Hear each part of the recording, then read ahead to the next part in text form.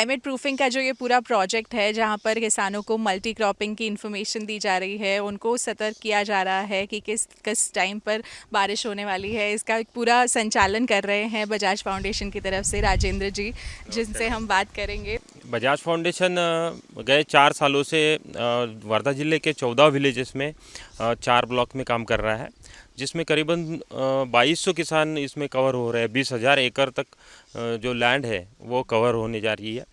और 6 प्रोजेक्ट जो है आज कंप्लीशन स्टेज पे है, और एक प्रोजेक्ट जो है ये और 2 साल चलेगा।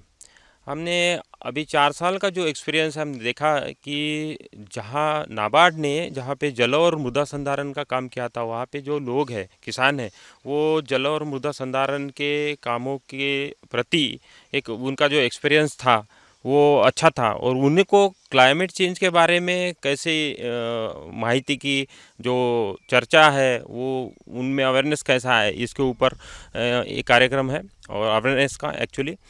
तो जिसके द्वारा हम किसानों को ट्रेनिंग्स और मीटिंग्स के द्वारा लोगों को अलग अलग फसलें हैं और फसलों की अलग अलग वैरायटीज़ है, जो बढ़ते हुए टेम्परेचर है, रेनफॉल चेंजिंग रेनफॉल का पैटर्न है, उसमें कैसे प्रोडक्शन दे, सस्टेनेबल प्रोडक्शन दे, इसके बारे में हम जानकारी कर देते हैं। साथ साथ में जो प्रेडिक्शन है, वेदर प्रेडिक्शन रहे या क्रॉप का एडवाइजरी रहे, वो किसानों के घर पर उनके मोबाइल पे टेक्स्ट मैसेज द्वारा कैसे जाए, इसका भी हमारा प्रयत्न है। तो 7 प्रोजेक्ट्स में हमने 3 जगह पे एग्रोमेट ऑब्जर्वेटरीज यानी मिनी वेदर स्टेशन खड़े किया। उसका जो फ़ायदा है, करीबन हर एक वाटर शेड में 200 से 300 किसान उसमें ले रहे हैं। तो जिसके द्वारा हम क्रॉप एडवाइजरी, अलग अलग फसलों की आने वाले कीड़ और रोगों के इंफॉर्मेशन, उसके कंट्रोल मेजर, एडाप्टेशनल मेजर्स, मिटिगेशनल मेजर्स की इंफॉर्मेशन जो है टेक्स्ट मैसेज द्वारा हम डायरेक्टली किसानों के मोबाइल पे हम सेंड करते हैं। किसान उसका यूज़ करके प्रिवेंटिव मेजर्स, कीड़ों और फसलों के केयर के लिए क्या करें, इसका उपयोग करके वो अपनी खेती में नई नई तकनीकी जानकारी का उपयोग करके अपनी फसलों को बनाए रख रहे हैं, उसकी प्रोडक्टिविटी भी बनाई रख रही है। और साथ साथ में जो जल और मृदा संधारण का हम छोटा सा इसके एक कंपोनेंट द्वारा काम करते हैं, जिससे पानी का स्तर जो है कुएं का वो भी बढ़ा है, सॉइल की प्रोडक्टिविटी बढ़ी है। और इसकी जो एक जो सारासार अगर विचार करेंगे तो उसका जो एक इम्पैक्ट है खेती के ऊपर और गांव के किसानों के ऊपर एक अच्छा होते दिखाई दे रहा है, जिसके द्वारा हम किसानों का जो जीवनमान है कैसे ऊंचा होए, उनके दिमाग में एक चेंजिंग क्लाइमेट के प्रति अवेयरनेस कैसा आए, ये एक हमारा मेन ऑब्जेक्टिव है, और वो उसमें हम सफल होते दिख रहे हैं।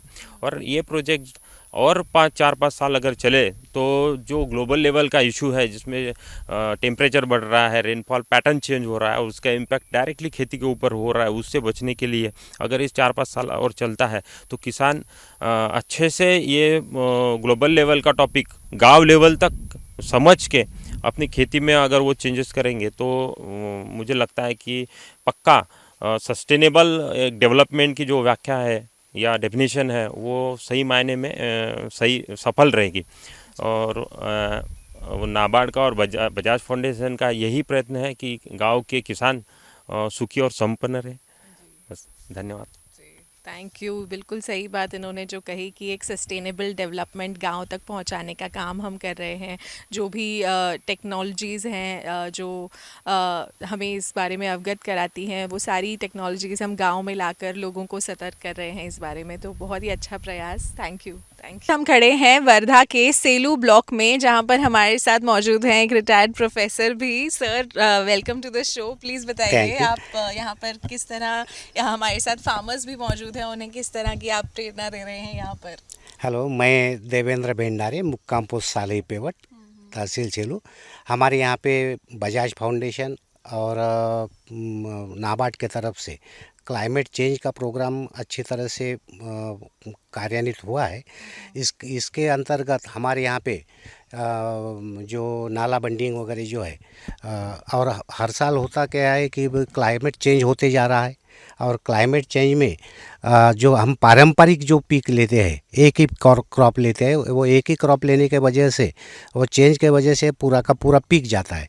लेकिन हम अभी ये बजाज फाउंडेशन के तरफ से हमको बताया गया है कि आपने अगर इंटर क्रॉप अगर लिए समझो, तो इंटर क्रॉप में आपका एक भी पीक गया समझो, तो दूसरा जो उसके अंदर में अपन करते हैं वो कम से कम बच जाएगा।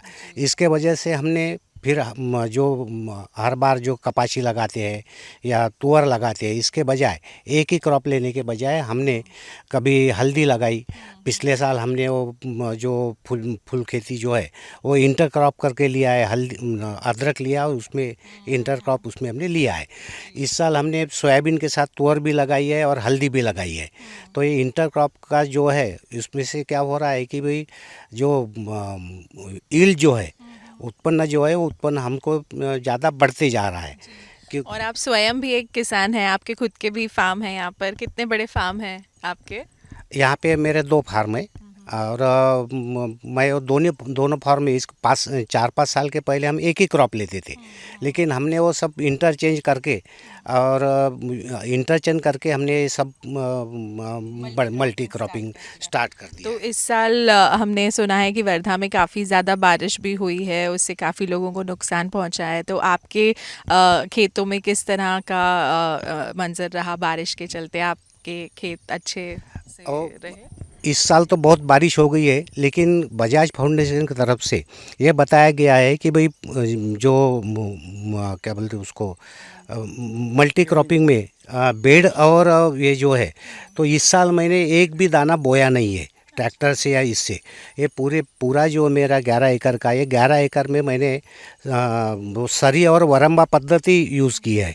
इसमें मैंने हल्दी भी लगाई है वो बो के, और सोयाबीन, तुअर, कपासी ये मैंने उसी टाइप से लगाई, इसलिए मेरा नुकसान मैंने हुआ ही नहीं है। जहाँ पे पानी थोड़ा जमा होता है पानी निकाल लिया है, इसलिए सब क्रॉप मेरे को मुझे होना बिल्कुल पक्का हो गया है। अगर मैं बोया रहता तो मेरा नुकसान ज़्यादा होता था इस साल। तो इस क्लाइमेट प्रूफिंग के प्रोग्राम से आपको काफ़ी मदद हुई मदद और हुई है। आपके खेतों में भी कोई ज़्यादा नुकसान नहीं हुआ इस साल। सो सरी वरम्बा के पद्धति से मेरे को वो ज़्यादा फायदा हुआ है। और इन्होंने बहुत सारे झाड़ भी दिए है, फल झाड़ वगैरह दिए है, तो वो भी हमको जहाँ पे मैंने धूरा वगैरह था वहाँ पे कुछ क्रॉप नहीं होता था, वहाँ पे हम वो फल भी अभी अच्छी तरह से ले रहे हैं। हमारे साथ और भी एक किसान मौजूद हैं, ये भी हमारे इसी प्रोग्राम के चलते काफ़ी मल्टी क्रॉपिंग कर रहे हैं अपने खेतों में। तो आपको भी काफ़ी फ़ायदा हुआ है सर। आप अपना इंट्रोडक्शन दीजिए। नमस्ते, मेरा नाम सुहास लाखे, साले पेवट का रहने वाला हूँ। जो हमारे यहाँ जो बजाज फाउंडेशन अंतर्गत जो क्लाइमेट चेंजिंग का प्रोग्राम शुरू है, इसके अंतर्गत जो कुछ विविध काम शुरू है यहाँ पे, जैसे कि सॉइल कंजर्वेशन में किया है, ये मृद संधारण यानी कि मिट्टी बचाव और पानी को रोको, इससे किसानों को बहुत फ़ायदा हुआ है। इसके अंतर्गत और भी गांव में हमारे जो किसानों को कुछ चीज़ों की जो ज़रूरत रहती है खेती के औजारों की, उसकी टूल बैंक भी बजाज फाउंडेशन के अंतर्गत बनाई है। किसानों को जो वस्तु लगती है वो लेके जाते हैं। तो आपके कितने बड़े खेत हैं और आप क्या क्या फसलें उगा रहे हैं इस साल? मेरे पास 13 एकड़ है। इसमें जो हमारे गांव में जो ज्ञान मंदिर खुलवाया है, इसके अंदर कुछ लोग चर्चा करते हैं, कुछ नए नए जो ये आती है टेक्नोलॉजी, इसके अंतर्गत जो हमारे पहले हमने जो परंपरागत फसलें लेते थे, इसमें अब कुछ चेंजेस किया है। उसमें जैसे कि जंगली जानवर का बहुत हमारे यहाँ परेशानी है, तो जो जानवर नहीं खाती, इसलिए कुछ लोग हल्दी, अदरक, जैसे लहसुन, कुछ जैसे अभी हार्टिकल्चर में नींबू, जिसे जानवर खाते नहीं, ऐसे फसलें ले रहे, वो मेरे खेत में है। कुछ जो जैसे कि ज़्यादा बारिश, ज़्यादा टेम्परेचर, इसमें भी तक धरने वाले पीक, जैसे कि कुछ गेहूँ की जात दी है इन्होंने।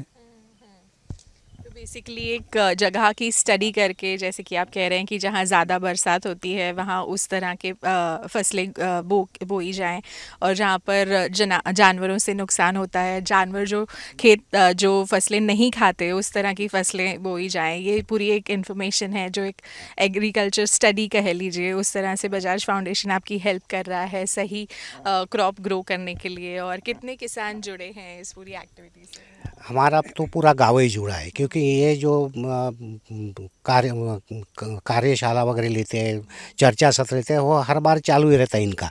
ये इनके वजह से हमारा वो नॉलेज इतना बढ़ गया है कि ऐसा लग रहा है कि और 4-5 साल इनका जो प्रोग्राम है वो आगे बढ़ाते रहने को ना, ऐसा हमको लग रहा है अभी।